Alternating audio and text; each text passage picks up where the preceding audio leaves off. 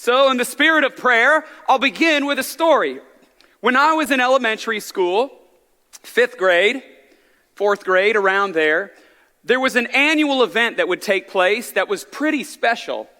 The pretty junior high girls would come over to our school, and their swing dance crew would do swing dancing for our general assembly. Now, I remember visiting with my friends and being like, man, those girls are really pretty.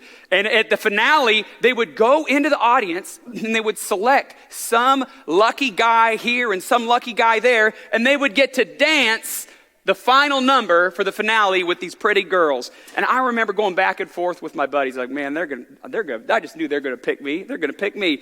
And we were going back and forth. Well, the morning of the assembly, I got up early. I went to my mom's bathroom, which was uncharacteristic. I went in, I locked the door, and I grabbed her hairspray.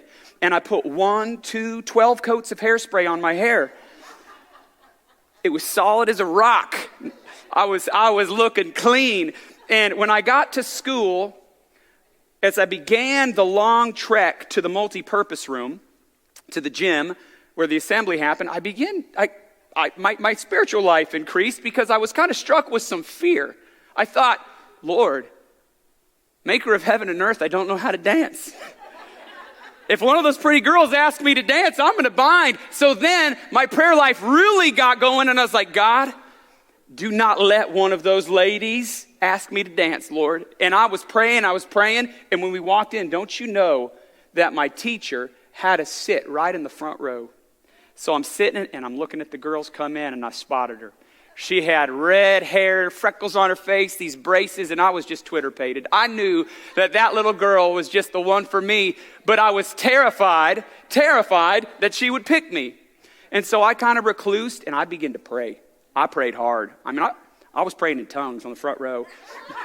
I don't know what was coming out of my mouth, but I did not want that little girl to pick me. And lo and behold, the final number. Don't you know that little girl walks right up to me. She extends her hand. I remember shaking, like my knees were trembling. And she picks me up. And I still had enough swag to look at my boys and be like, yeah. But I was still terrified inside.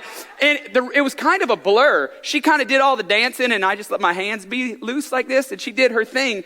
But then something happened extraordinary at the end of that dance. I'd never had this type of an interaction with a little girl before. She leaned over at the end of the number, and she planted me a kiss on the cheek. It was more than I could handle. I felt my face turn beet red, and I didn't know what to do at all, so I did the first thing that came to my mind.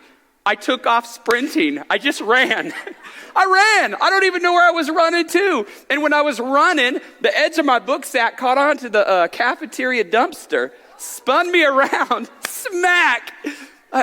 Next thing I remember is laying on my back, looking up at the teacher, and my friends were looking at me, asking me if I was okay. Listen, I don't know the damage that I did to that dumpster, but be assured, my hair still looked amazing. Maybe your experience with prayer seems as ineffective as mine. You know, for the disciples, they only knew one way to pray.